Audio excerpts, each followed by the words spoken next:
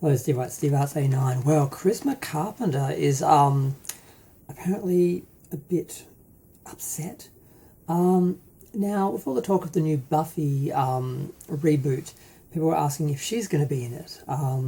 And she said she'd like to, but didn't really know they're in like the pilot stage, and she didn't really know, but she'd like to. That was what she apparently said at an event.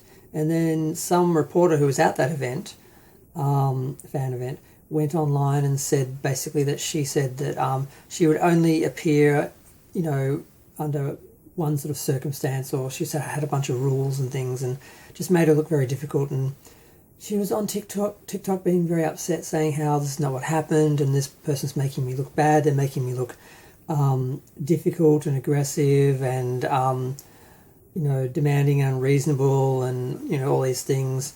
Which could hurt me getting work and so forth. So she's now worried that this person has damaged her chances of being in the show. And I'm like, seriously, bitch? I've met Charisma Carpenter. I saw her back when she was in Australia. She was doing a thing with, I think it was James Masters, and he was wonderful and she was horrible. And one of the stories that they told that I remember was how they met. And he was saying very politely how horrible she was to him. And she was like, yeah, I was cunty. I was a cunt.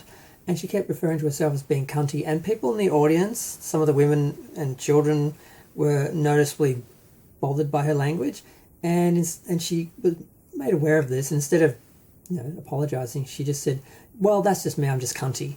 And she just defiantly continued to be really rude and inappropriate. And I thought, wow, she really is. What was her name in the show? I've totally blanked on her name. I was just saying it to myself earlier. God, she really is that character. And even though Joss Whedon was apparently horrible to many people on set, I imagine the reason why she got the worst of it was because she was a bit cunty. So it shocked me that she has so little self-awareness that she doesn't realise what she's like and how she comes across. And she thinks this journalist is the one who's going to endanger her chance of getting future work and getting a part on the new series and that. And I'm like, don't you know Sarah Michelle Gellar? Can't you talk to any of these people? Were you so cunty that they don't speak to you, that you have to worry about it being handled like you were like just some stranger, some person they don't even know getting a job through a manager or something? I mean, so yeah, I just was kind of shocked by that. I was shocked by her lack of awareness or her denial of the kind of person she is. Because even on her TikTok, which is not that old, she's only had it up for a while, she's basically just being Cordelia and basically just being herself and basically being that character. And I just found that baffling. I was like, really? You think it's that guy that's going to cost you this? I'm guessing you blame reporters and things like that for your lack of a career.